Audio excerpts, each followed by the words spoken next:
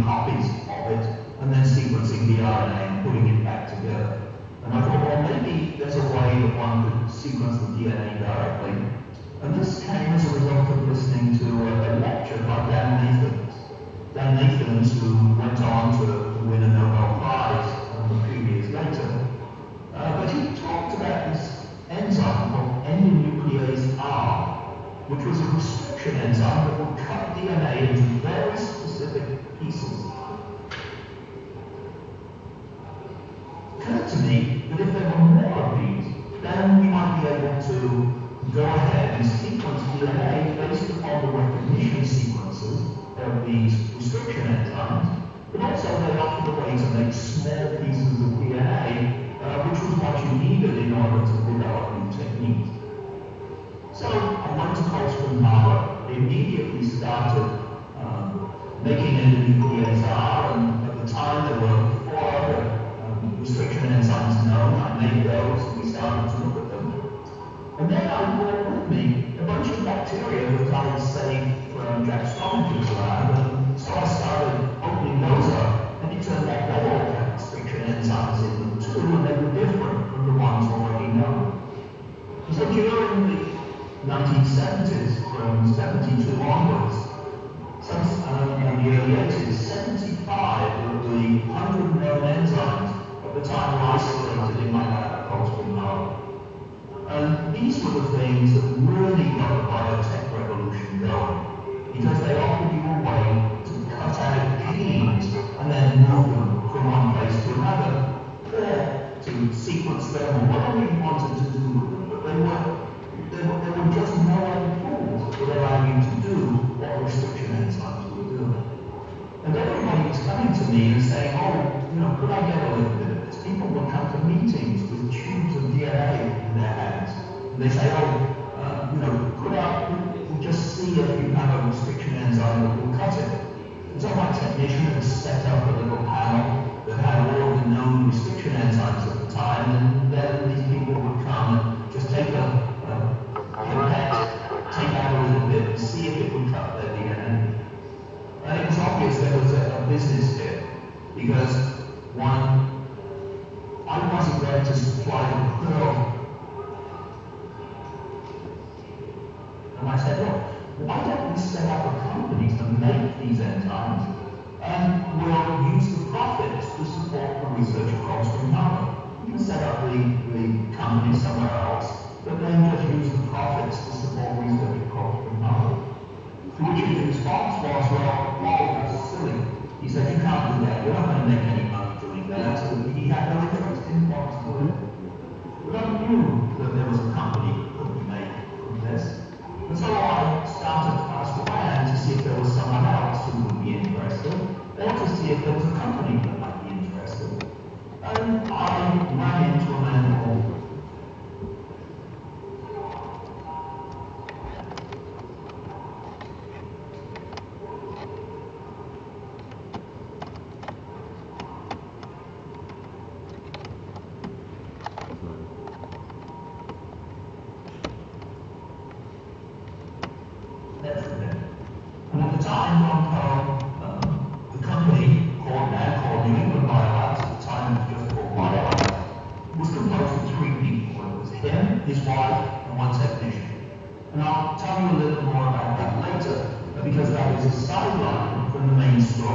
leading to the Nobel Prize discovery. These were the men who won the Nobel Prize for discovering restriction enzymes. On the left were the R discovered the very first type 1 restriction enzyme, which turned out not to be useful as a tool, but was a very important component of the way in which bacteria defend themselves against bacteriophage. In the middle is Hans Smith, who discovered the first type 2 restriction enzyme, one that's called endonuclease R from the previous slide. And he had discovered this enzyme because he was looking for transduction, methods of transduction in bacteria. And he was interested in the enzymes that might allow DNA to move from one bacterium cell to another. He had no idea what this might be useful for. But Dan Nathans, the man on the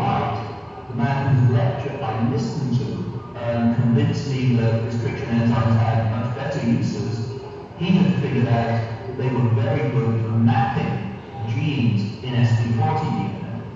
And so there was a connection with SB40, there was a connection with restriction enzymes. Now, I have to say, Jim Watson was totally opposed to all of this. He said, in fact, he told me he hired me to sequence SB40 DNA, and he thought I was wasting my time with all these restriction enzymes. But I was able to convince him, I guess, that I was doing something that might look as though it was helping to sequence SB40 DNA. So this was really how I got started in restriction enzymes, and they've been a passion of mine from that day on. So this is a little bit about what happened with restriction enzymes. So between 72 and 75, we discovered 30 restriction enzymes, all of which had different recognition sequences. And the reason that this was possible was because almost all bacteria have these enzymes. There are many different specificities. We now know of hundreds of different specificities. And so if you start to look in different bacteria, you quickly found different sequences being recognized. So that was very good. So in 1975, I became the official scientific advisor to New England Biolabs. We gave them strains for which we isolated the enzymes and told them how to make the enzymes, and they started to sell them.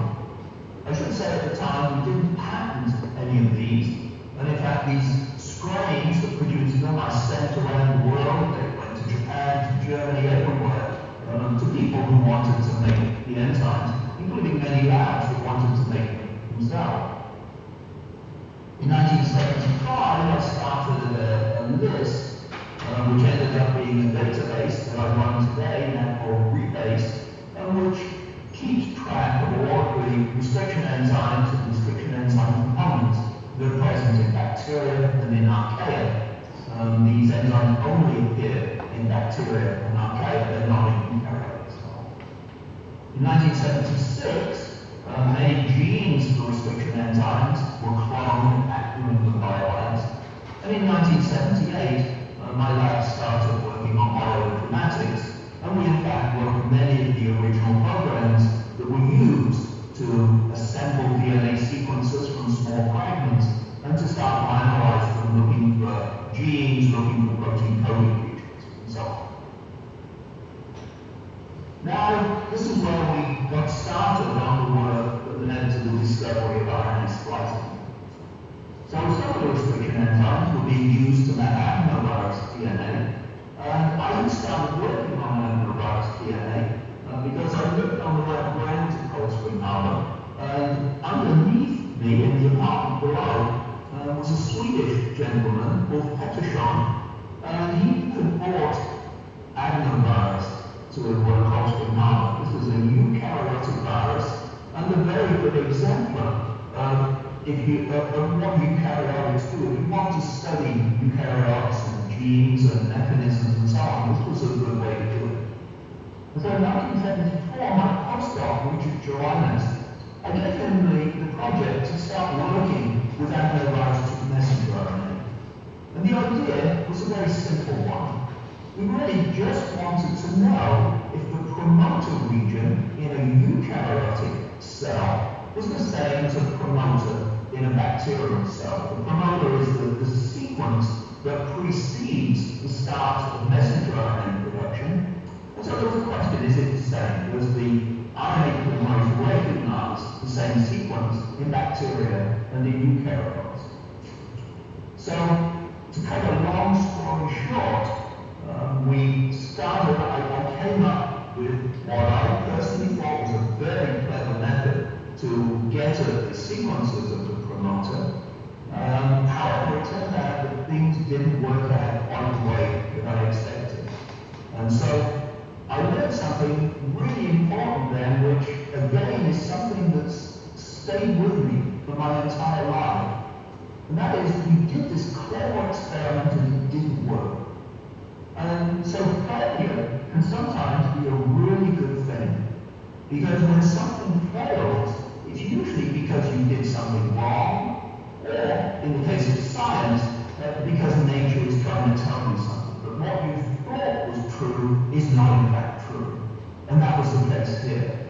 And so we started to work to figure out why these experiments were failing, and we ended up discovering RNA splicing.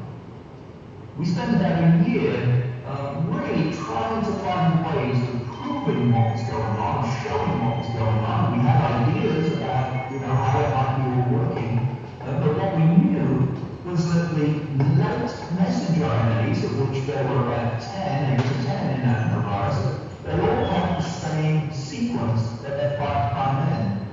And so the question was, how did it get there?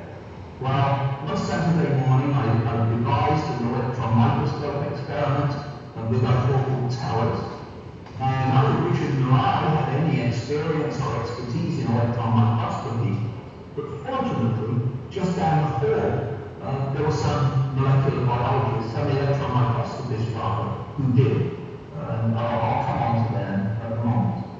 So anyway, we started working this. This is Richard Jelinas, the postdoc who did all of this work.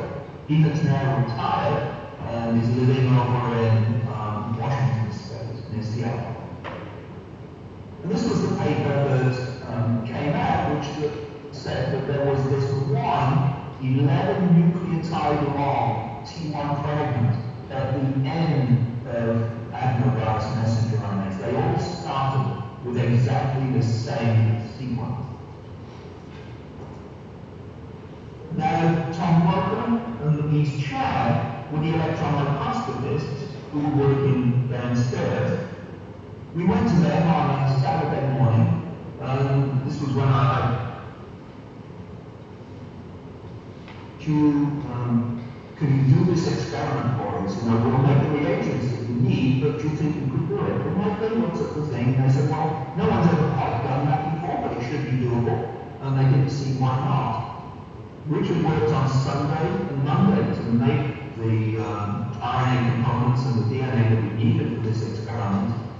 And on Tuesday morning, Louise Chow, who was married to Tom Broker, came and told us that while they'd done the experiment, that the answer looked exactly like the picture that I'd drawn on the blackboard on Saturday. And at that point, RNA splicing was discovered. Because I'm sure you all know, and certainly any of you who do biochemistry, that to see a picture of something is always very, very much informative and convinces people more so than a set of complicated reasoning based on biochemistry. And so here was a picture of what the thing was looking like and what it should be. And so that turned out to be really good. By the end of that Tuesday, people were already talking about Nobel Prize. This was in 1977. Because it just threw on its head everything we thought we knew about eukaryotic DNA. It showed that the genes were split into pieces that needed to be joined together in order to function. We started talking about this, we told many people, and in very short order, a large number of other labs did exactly the same experiment. There was one really nice thing that happened at a meeting, an RNA tumor virus meeting at Cold Spring Harbor in May. I came up and gave a little talk about this discovery beforehand, and my bishop, who was one of the speakers at the meeting, later showed his picture, which showed that splicing was taking place. Was by RNA splicing.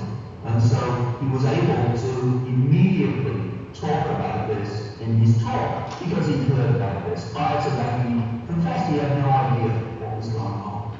And so that was very rewarding too. But of course, it also led to a lot of competition. Many people rushed to try and get a 1977 publication date, and they all like to claim that they had discovered it first.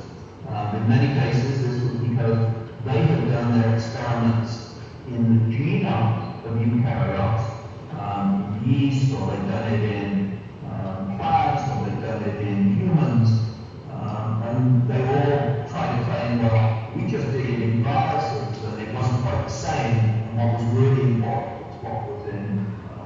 eukaryote.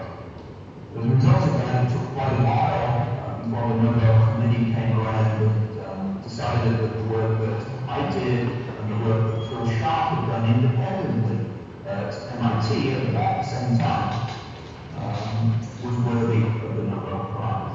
And so that was very good. So this was really a wonderful discovery. We tried to doing some experiments to see if we could recapitulate this in vitro. Could we set up an in vitro system that would work? And we spent several years trying to do this. And the idea was to make RNA in vitro and see how it would get spliced. And we did this using a bacterial promoter to make a eukaryotic gene, to copy a eukaryotic gene. And we used a polymerase from E. coli. It turned out that that was not the way to do it. And Tom and the artist at Harvard independently set up a system in which he used a much more specific RNA polymerase and promoter and was able to follow all of that in vitro and to get RNA splicing working in vitro. So we got screwed on that, which was fine. It was, that's how science is. But shortly thereafter, I decided that so many people were starting to work in this field that I didn't really want to work on it anymore. And so we started to concentrate on bioinformatics and sequence the adenovirus genome, which at the time was the second longest sequence that had ever been done. And went on and developed bioinformatic methods and did a bunch of stuff there. Now I want to divert this point and tell you a little about human biolabs. So as I say, human biolabs actually started out as biolabs in 1974, switched the name in 1975, and I became their chief advisor until 1992. And in 1992, they had moved from a basement in Beverly underneath the hairdressing salon where they got started into this nice building shown on the left-hand side, a beautiful building that had been put up because they made a lot of money selling restriction enzymes and other things. In 2005, the company moved to Ipswich. Now, of course, 1992 was 1 year before I won the Nobel Prize, and so I hadn't been there very long when a whole new career really opened up for me. So let me just tell you a little bit about what went on at BioLabs until, So this slide is what we've been doing at BioLabs, what I've been doing since I became a research director there. So we did a lot of cloning of restriction enzyme genes for commercial production and other genes, too, RNA polymerases and various other things. We did a lot of work on bioinformatics. Number of people at BioLabs doing bioinformatics. And then we did a lot of genome sequencing with the idea of using the genome sequencers and some fancy software in order to find the genes that encoded restriction enzymes, see if we could predict specificities, see if we could find ones that we knew that would be of use to the academic community. But then, of course, I was awarded the Nobel Prize in 1993. I shared it with Phil Sharp, shown here on the left, the much younger version of myself shown on the right. I have to say this was obviously the highlight of my life, as you would expect. It was really a wonderful time. We had a very interesting trip to Stockholm in order to pick up the prize. And in doing so, we really found out what it was like to be a celebrity. I've never really had this experience before. A lot of journalists come along and wanting to interview you and ask you questions and so on. At first it was very nice, but then it got a bit boring, and I wanted to do science. I love to do science, and so I tried to temper my activities But of course, one of the things that happens, you get loads of invitations to go and do fun things. And in this case, fun things involved a lot of travel. So I got invited to, well, many places, just too many to recount. And my wife and I had 2 young children at the time. My kids were very young, so it was not that easy to travel, but they were old enough that they could enjoy it. And so we went on a number of trips. Then later on, when my kids went to school and they couldn't go on quite as many trips, I did quite a lot of traveling separately. But one of the things that happened, I made a discovery which I probably should have realized right from the start, and that is when you win a Nobel Prize, all of a sudden people start listening to you. Previously, I would talk about things that I felt strongly about, particularly a lot of examples of the misuse of science or humanitarian causes that I was very in favor of supporting. And I talked about these and nobody really listened. But once I won a Nobel Prize, people started to listen.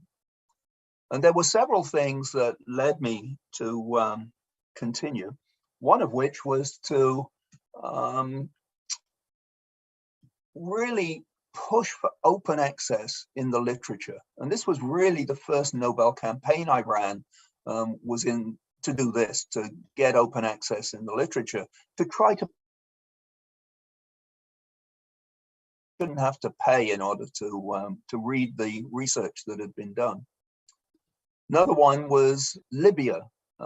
I helped get a bunch of Bulgarian nurses and one Palestinian medical student out of prison in Libya. And that gave me really a tremendous feeling, tremendous inspiration that I might be able to do something. And again, all because of this lucky discovery that led to the Nobel Prize. One discovery that we did make with Xiaodong Cheng, who is a very talented Chinese scientist. He was at Cold Spring Harbor at the time. He's now down in Baylor College of Medicine. We discovered that when DNA methylases bind to DNA, they flip the base. Shown here, the bases in DNA are shown in yellow. You can see the one on the right that is flipped right out of the double helix and into the protein where the chemistry gets done. This turns out to be a very common mechanism for all sorts of enzymes that do chemistry on DNA. And this was discovered just a few months before I had to go to Stockholm to pick up the Nobel Prize for discovering splicing. And so, because I'd not worked on splicing or any of the follow-up things for so many years, I actually made this the focus of my talk. And, you know, if you make a discovery, it's always good to be able to tell the Swedes about it. Now, before closing, I want to do a couple of things. The first, though, is to really talk about the importance of luck. I mentioned this right at the start. I learned this in a very practical way when I was playing billiards.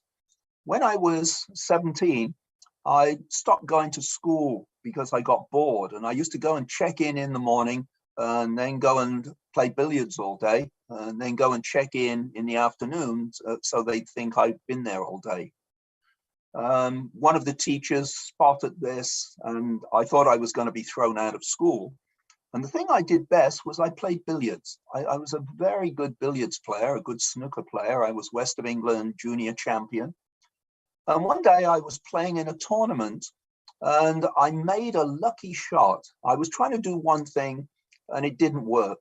And instead, I potted a ball that I wasn't expecting to pot. And then the next shot that I made after that, as I was trying to continue the break, I fluffed it. It just didn't do it properly. And afterwards, an old man came up to me. He must have been in his 80s, but he was a very, very nice man. He came up to me and he said, you know, I've watched you play today. You're very good at billiards, but if you're going to be really good, one of the things you have to learn, not only for billiards, but also in life, is that when you have a lucky break, you have to concentrate sure that you take advantage of the luck. Because if you don't take advantage of the luck, what was the point in having it? Everybody has luck. Most people take advantage of it. Why shouldn't you? And that's something that stayed with me throughout my career. Very, very important to take advantage of luck. And so Kazu Kurosawa, this Japanese postdoc when I was doing chemistry, who taught me so much about chemistry, he was one of my lucky breaks. And I actually met him very recently in Japan, and met him and his children and even his grandchildren, and we had a wonderful reunion. And I was able to tell him just how much I appreciated everything that he'd done for me when I was a student, a graduate student, and he was a postdoc. Another piece of luck was going to Harvard instead of Wisconsin. Wisconsin would have been good. I'm sure I would have had a good time there, but I would not have met the large number of people that I met as a result of going to Harvard, and many of whom have become very good friends. Another example, looking for eukaryotic promoters in adenovirus. We were just looking to sequence a promoter. We weren't looking for anything special. Two things came out of that. One was that we discovered there was a protein covalently bound at the end of adenovirus DNA, which turned out to be one of the first examples of such things, of proteins covalently bound at the end of linear DNAs, and they're expected to be there now because they help replication. But it was really looking for the promoter, failing, and then discovering RNA splicing. And I learned several things there. One was the importance of luck, but the other was the importance of failure. And so when students come to me and said, oh, you know, I did this experiment you suggested and it didn't work. And I always say, oh, yes, that's interesting. Tell me all about it. Because my interpretation is usually not, well, the student messed up, but that nature is trying to tell us something, that what we thought was true when we designed the experiment really isn't true, and something else is going on. And so I think it's very important, certainly for anybody doing research and having students, to teach the students that failure is a good thing, but you need to do a post-mortem. You need to find out why you failed. Sometimes it is just because you spat in the tube or you dropped the tube on the floor and picked it up again. But sometimes it's because nature is trying to tell you something. One of the very luckiest things that happened to me was taking an early plane. You probably remember in 2001, there was a terrorist plane that went into the World Trade Tower in New York. I was booked on that flight until 2 weeks before it took off. I was going to a meeting in California, and the meeting got moved 1 day earlier. And so I ended up taking that plane the day before it went into the World Trade Tower. Now that is luck. Had they not moved the meeting, I would not be with you today. Another thing, studying bacterial RM systems. This was a lucky break. It happened back in 1972 when I first went to Cold Spring Harbor. And I've been so fortunate that many, many good discoveries, nice papers, wonderful moments of discovery have come from studying bacterial RM systems. Also led to New England Biolabs and the importance of New England Biolabs, the importance of entrepreneurship, which I think is something that is also very valuable in Africa. In fact, we're thinking of setting up a small company in Africa that will emulate the start of New England Biolabs. The idea is to find an entrepreneur who would be interested in doing something and would be interested in setting up a company. Enough money that you could support research, do some research within the company in much the way that we set up New England Biolabs. As I say, when I first joined them, there were 3 people. We are now a company of 650 employees, and we have more than all paid for by the company. don't have to write grants, and we're planning on increasing that number, doubling it, in fact, over the course of the next few years. So there are many ways to support research, and I know in Africa in particular, it's always a problem.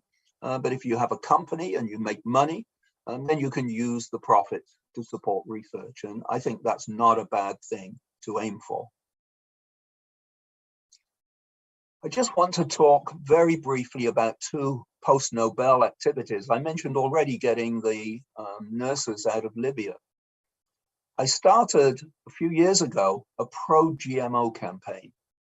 The GMO technology was developed a long time ago by a man called Mark Van Montague and colleagues in Brussels. And it was immediately obvious from the work that he was doing, and Mark had been a very good friend of mine for many years, it was obvious from the work he was doing that this was a way to improve breeding crops. And so he went on and showed how one might be able to do this. A number of companies, including Monsanto, picked up on this. A lot of genetically modified organisms have been mated out into the field. BT corn, which is now grown widely in the US. It's also grown in South Africa. Many other things have come about. And it's clear that this is a much better way of breeding plants using genetic modification techniques than the old method. You can do it quickly. You can. In Nigeria recently, the cowpea plants have been genetically engineered. They do much better. Cotton has been improved so that it does much better. And it is unfortunate that a group called Greenpeace in Europe decided that this was dangerous, and they have made political hay and caused immense chaos around the world by being opposed to it. And I have been working with my Nobel laureates to try to convince both Europeans and governments in the rest of the world that GMOs are safe. Everything we know about them says they're safe.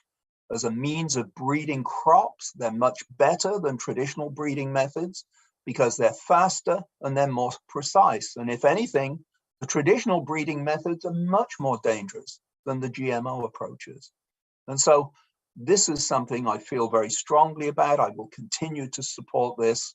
So far, we have 159 Nobel laureates who've signed on to this, and we're seeking more. So I started a campaign together with Roald Hoffmann, who is a chemist. He would develop the Woodward-Hoffmann rules, won the Nobel Prize in 1981. And we are trying to do something to support Ukraine, to let scientists in Ukraine know that they're not alone, that they're supported by us. That going after Ukraine and starting this war was a huge mistake and is not something that they should ever have done, and they should get out of it as soon as they can. Within 2 days of asking, 166 point, we should make it public, make the campaign public. If you go to this website, www.nlcampaigns.org/ukraine.html, you will find the letter supporting this. You will find the names of all of the Nobel laureates. This will be updated pretty much every hour if more people sign on. The campaign appeal letter is in Russian, it's in Ukrainian, and there are also letters of support from the Dalai Lama, from Jimmy Carter, and from President Obama, all decrying what Russia has been doing in Ukraine.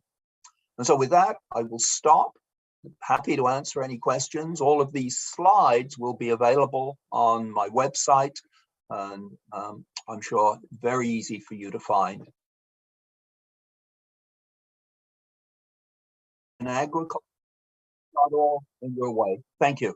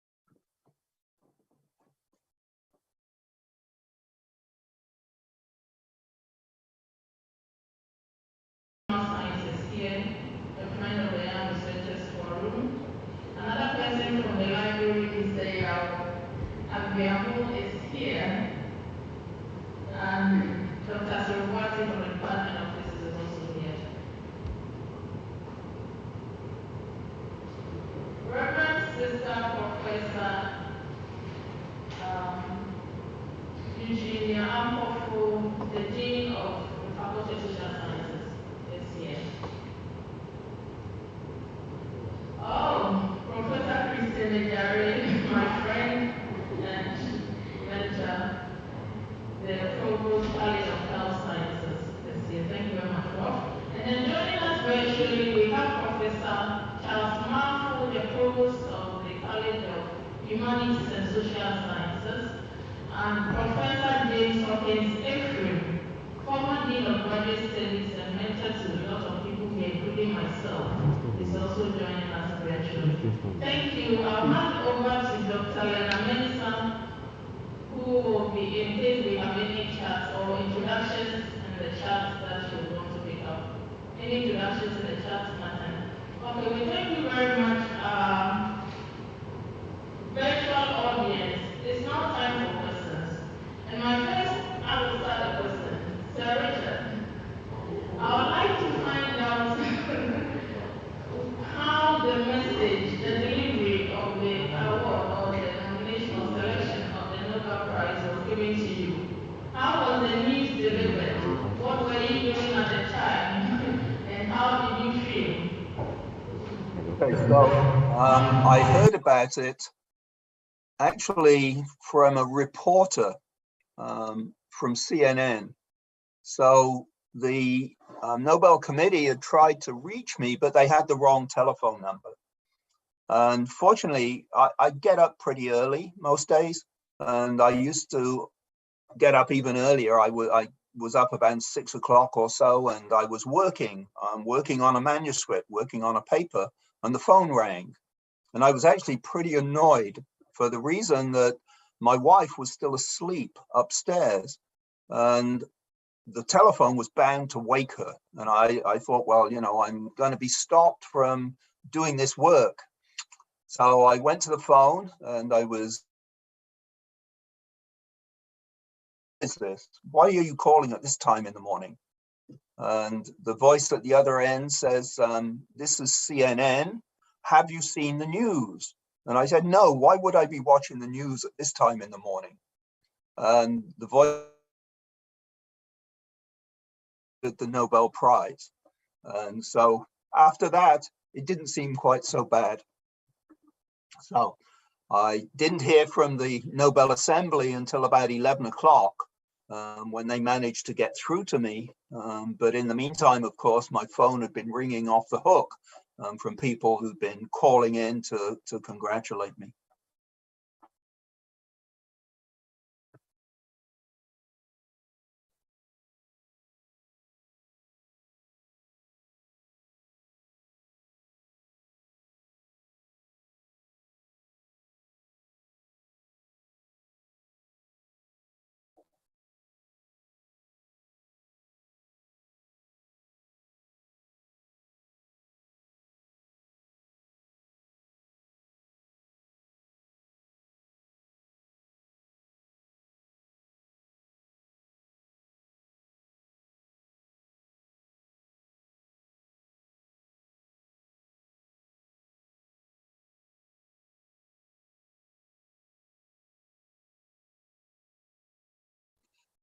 Yeah, you're really talking about science. So I don't believe there are any scientists working in Africa who've won, but there've been Peace Prize winners, plenty of Peace Prize. Yeah, right.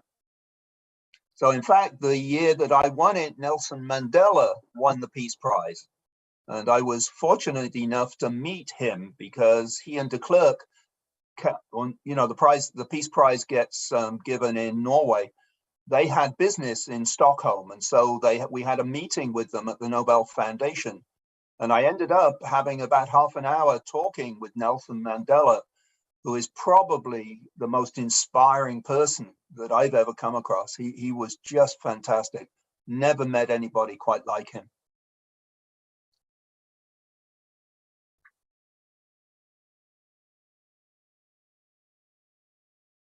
Right.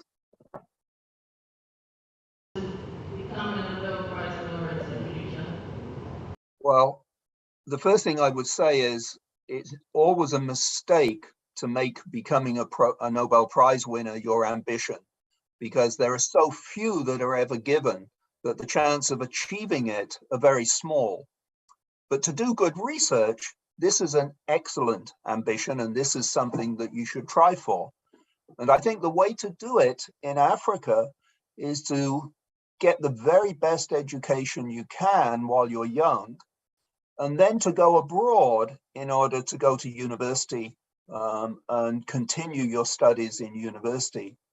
But then when you're finished and you've learned, go back to Africa and see what you can do to help Africa. And this is one of the reasons why we want to start this small company in Africa that will, we hope, generate some money for research, and will show how it is in fact possible to succeed in Africa, to make some money, to do research. We anticipate the company will be making research reagents, things that we would normally make here and then ship to Africa. And we hope that if the company is successful, that they will head off in different directions and do some things that we would never have thought to do ourselves. Because, you know, Africans, I have the greatest respect for them. They are very, very clever people. They're driven. Some of the smartest people I've ever met are in Africa.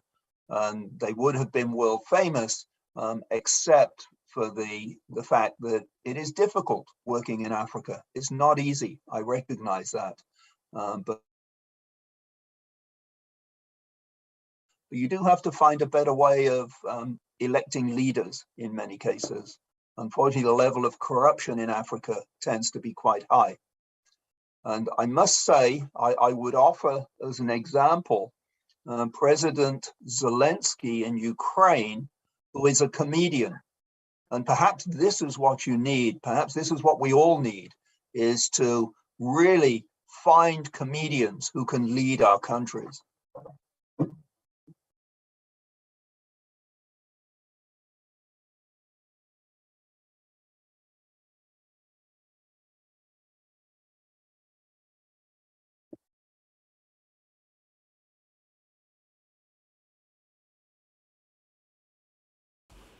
Thank you, Professor, for coordinating this. So, Robert, thank you very much. I've been using your whatever you have discovered to be teaching, so I never imagined meeting you today. So I'm also lucky. So I have two questions. One is about the entrepreneurship component and your science discovery. I realized that you were able to move your discoveries eventually to make it a business. As a young scientist, I need advice about how, as part of our own research, we can create businesses or entrepreneurship out of it. Then the second one is about the later part we are campaigning for. But in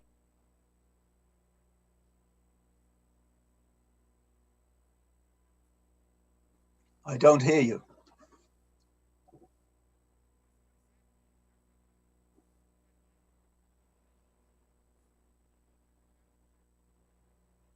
I don't hear the question.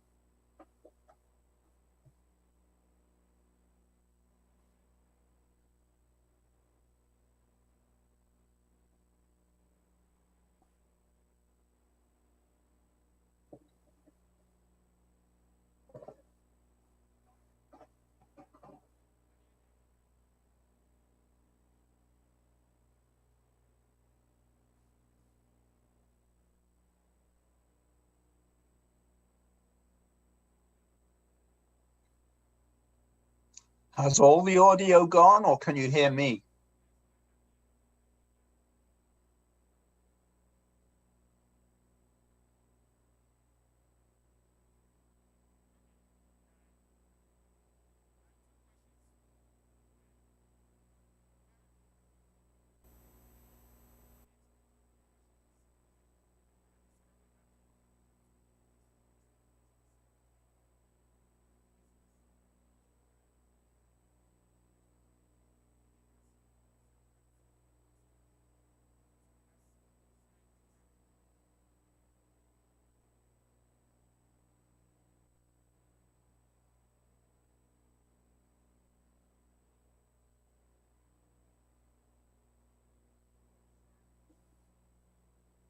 Can people, can someone let me know if you can hear me? Can you raise your hand if you can hear me?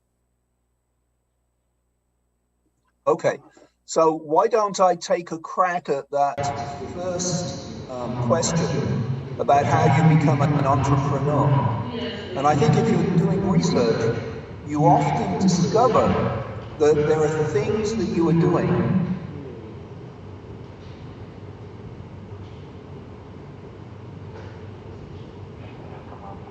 Oh, this is a problem here.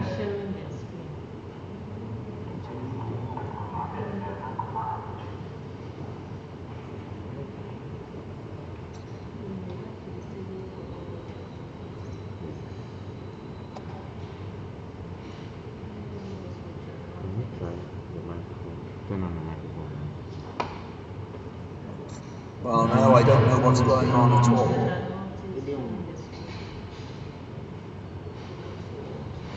Okay, can you still hear me or not? You can, okay. Okay, so let me just briefly deal with this question about being an entrepreneur. When you're doing research, you often have two components to what you do. One is thinking about the experiments, and the other is really, where do I get the equipment, the reagents, everything else I need in order to do the experiment? And very often, if you're really innovative, you will be technology and techniques that other people haven't done before. And I think if you can come up with a good technology, something that you discover how to get results from, this is something you can often commercialize. And so always think, you know, what are the problems that I'm facing? Can I solve them? What is the technique that I'm using? Is this something that other people could use? And in this way, you can often make a company, make a small company, or join a different company, or persuade a company to pick up on some entrepreneurship. And you don't necessarily have to start it yourself. You can go and join someone else. You can find a businessman who may help you. In the case of the company that we are trying to set up in Africa, we are going to be the partner. We're going to provide the cash to enable a young African scientist to start a company. And if they are successful, they eventually will own the company and we will step back. We're not looking for return of the money or anything like that. We just want to get it started. And I think if we can show that that can be done successfully, there are many other companies that have done well and will want to do the same. So I think almost everybody that I know has a great respect for Africa, and we would like to help scientists in Africa, just as at the moment we would like to help scientists in Ukraine and around the world. Science is very much a world activity. It's something that if you're a scientist, wherever you go, then you have friends in other scientists. Just go to a university, find a scientist, you have a friend.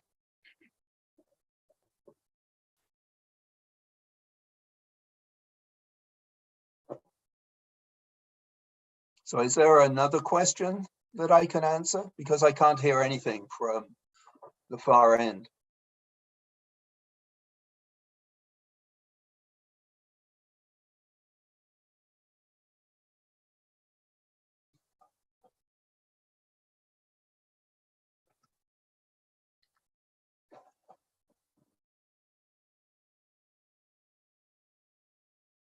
Oh, here's an interesting question I see in the chat box from Charles Marfo. You ask about religion. I'm an atheist. I could tell you a story about religion. When I was young, my parents, who were not religious at all, sent me to a Sunday school. And so after going there for a little while, I didn't like it. And so they didn't make me go. And I never again found religion until I was 16. YMCA, Young Men's Christian Association, but it was just a club where I learned to play billiards. And I was asked to give a talk to an audience one time in the local church, as sort of a Christmas message. And when I was there, there was a young lady who was in the choir who I thought was very beautiful. And she was quite religious and tried to persuade me I should be religious if I wanted to go out with her. And I actually did that for a while. And then she got rid of me. She said, no, I don't want to go out with you anymore. And so that was the end of religion for me, I'm afraid. I like to believe in things that I can see solid evidence for. And I'm afraid I have not yet seen any solid evidence for God.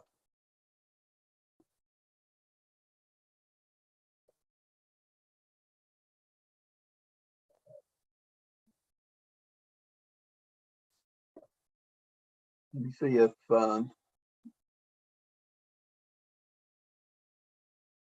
okay, so you talk about the entrepreneurship. So the company that Biolabs is planning on starting, there will just be one. It will be, I will get involved in it, I'm sure, but it's really Biolabs who are going to get involved in it and put up the money for it. And what we're hoping is that it is successful and that it will become an example for others. And I think we may then find that there perhaps will be other Nobel laureates or other companies that would like to do the same thing. But we view what we're trying to do merely as an experiment and hopefully can show that this approach will work.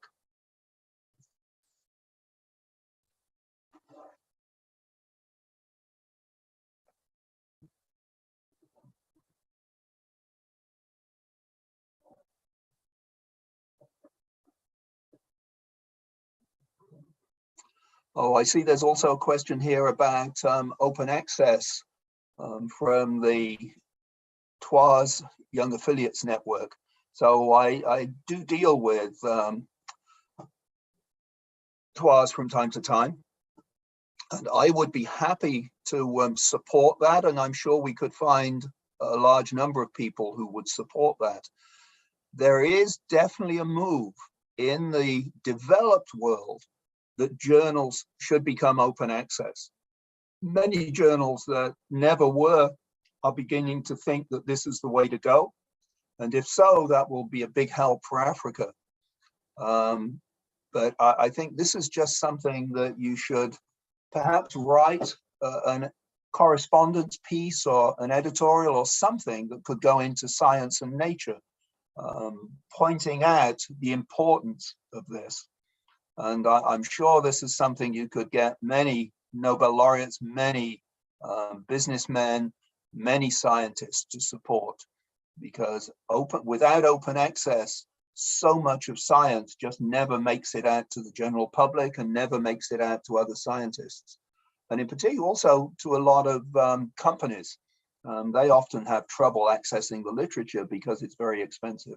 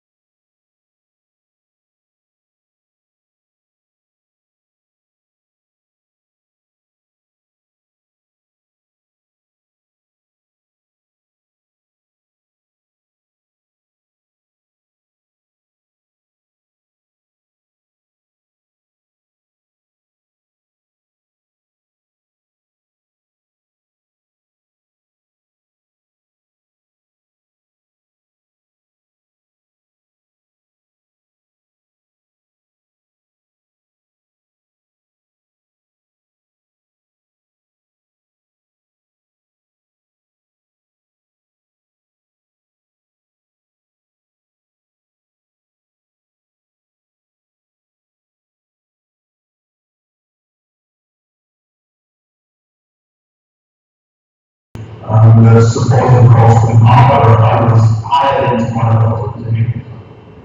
And I think you will find that, let me give you one example. There is a young lady working in the biolabs who is in our production department.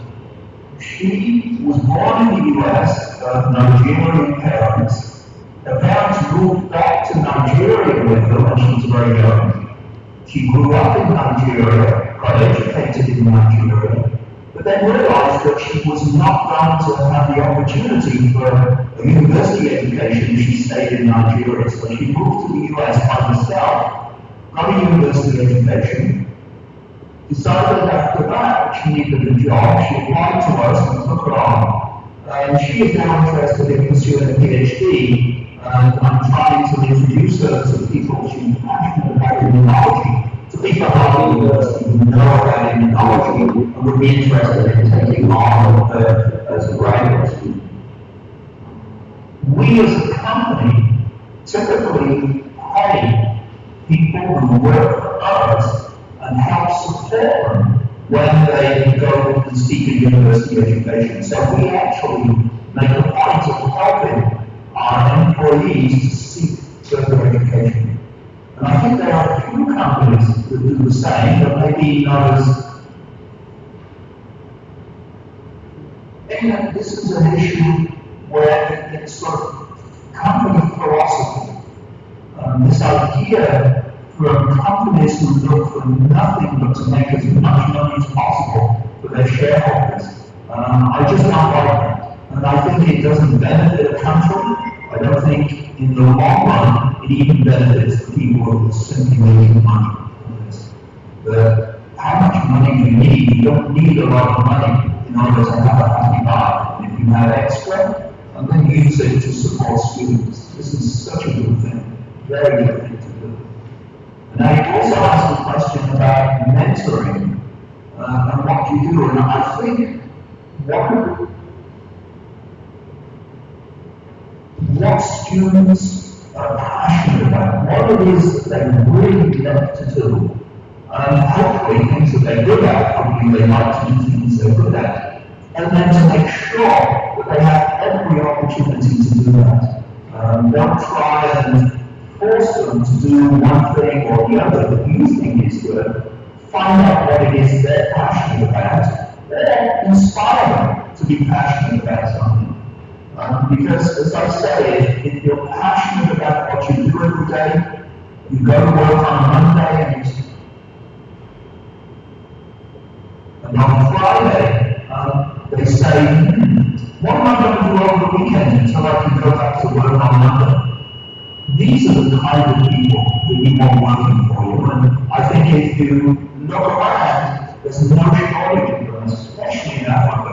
I've found so many African students who are just really keen to work and get on and to do well. And I think let them go abroad, encourage them to go abroad, get an education if they cannot get it in their own country, but then come back. Make sure that they come back. This has worked very well for Singapore. Singapore has a very good program. They take the place.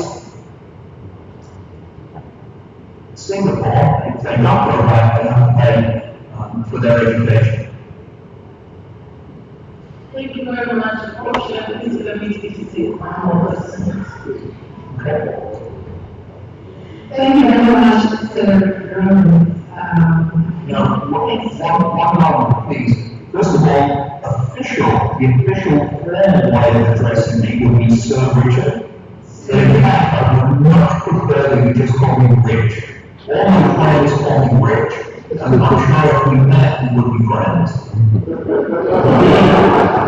Thank you very much for your presentation, Rich. Let's move you a little bit forward with physical science, social science.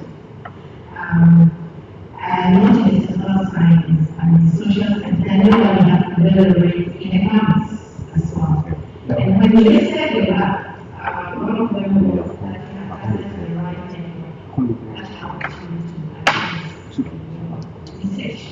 Are you aware of any such network for those in the social that we link up with and there's some mentorship of there's some kind of information from them with regard to how to advance in our areas. Okay, so I don't know the answer to that. I don't know if there is such a network, but I suggest you write to me. My email address is roberts, roberts,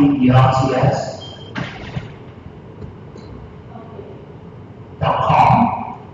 Write to me, ask me that question, and I will pass it on to a number of my economist friends. I know a number of the Nobel Prize economists, and see what they suggest, and I then ask them to write back to you and give you an answer, or write to me and I can convey the answer to you.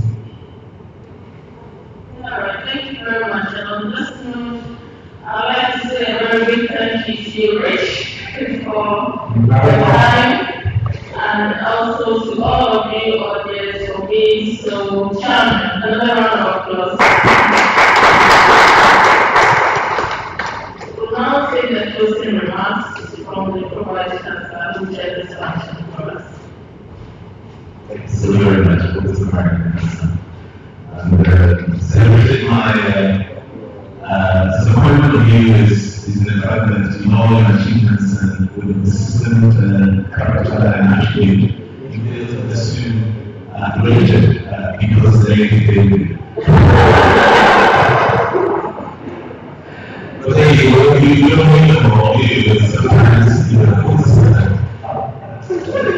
it's successful enough, you do all that you have to do, and you come up with all the great achievements and great discoveries, and yet you find out some things that you never can catch up with those. Just in life and the rest of life. Please, what an amazing way to end this. For me, we could go on and on and listen to you, Rich, and listen to all these stories that you have to tell us, all the way from life in England, moving to New England, and lessons, the spiciness of the lessons you learned, the many lives, true stories that you shared with us today. Pre-Nobel laureate, during Nobel laureate, and of course, Nobel laureate. Your environment path reminds me of the environment that is such a beautiful scenery. And I'm sure that you will as much as we can to visit those there in that. And I was still in Nottingham, close to Derbyshire, so obviously I understand the hills and greenery of Derbyshire. And hopefully you do tend to go there and look at your school where you have a basic education. But importantly for me today, you have shared very important lessons of experience, of even sometimes getting negative results, and how sometimes negative results can translate into positive outcomes in life, and how sometimes a perceived failure when translated into tangible research outputs, which has transformed our understanding of chemistry, and essentially the role of enzymes in all the work that we do.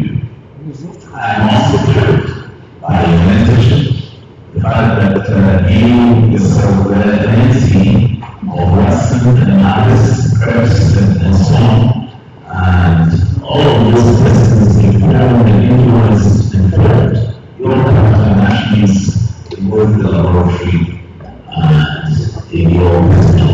Hopefully, we are here, those online, will pick up these important attributes as mentors, as scientists, as individuals who are in pursuit of knowledge, and who create the necessary environment for the other ones to also grow their profession and beliefs, so that together we can create that necessary research citizenship that that we so much care for. And one big lesson which we talked about, mentioned today, was the fact that we need to believe in Africa. And so I'm sure all of us here have tasted the wine in the West and perhaps in the East. And we're not. That's only because we believe in Africa. And therefore we are setting in motion the processes that will translate into very important tangible outcomes. And also in the belief of knowledge and the pursuit of science and the tangibilities thereof. I want to thank all of you virtually and in person here for your presence and for supporting this little process of deliberately engaging with renowned scholars for far and today we have been delighted to host celebration who refers to be called rich. And he is truly rich in the sciences and the pursuit of knowledge. Thank you so very much for coming. Thank you. Thank you very much, Prof, for doing this for us. I'll now invite Dr. Edmond Ikoji to give us a vote of thanks. Thank you, Prof. So, when we see that the thank yous for me, so I'll try to keep my short. So, we are grateful to celebrate the progress for your gift of time and kindness towards us today. We cannot thank you enough. For university management, Vice Chancellor, Provost, Deans, Heads of Departments, we acknowledge your interest and support towards young researchers and the Young Researchers Forum. And hopefully we will reach that destination where we have a preponderance of research citizens. For our colleagues who have joined us online, we thank you, and we thank you that you were able to stay connected and listen to this very session of our research scholars dialogue. We can only say that let's try our luck together, and we will again get there. Thank you all very much for making it possible to be here for this maiden edition, and we look forward to seeing you again the next time around. Thank you, and bye from the Young Researchers Forum.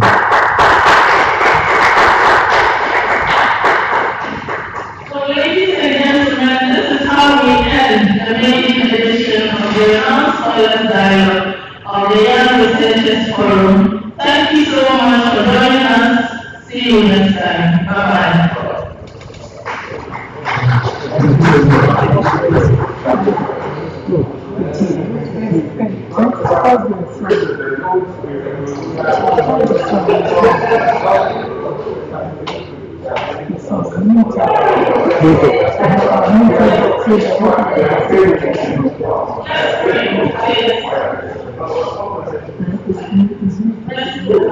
Thank you so much for this day. Thank you very, very, very much for the gift of life and for this wonderful opportunity to experience this occasion. It's our prayer that whatever has gone into this, whatever has been lost, will replenish, build us, and increase us from strength to strength. We know that going forward, the Young Researchers Forum is going to flourish and bear fruits and make impacts here on this campus and beyond. And all those who support our cause will also be blessed in doing so. In Jesus' name we pray. Amen.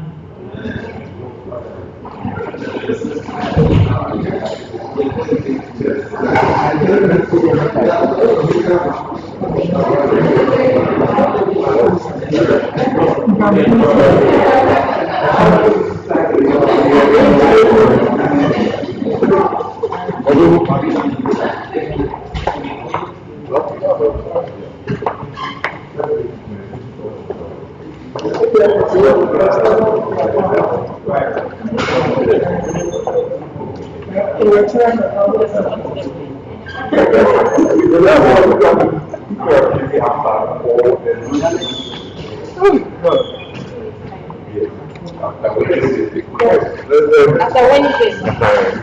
After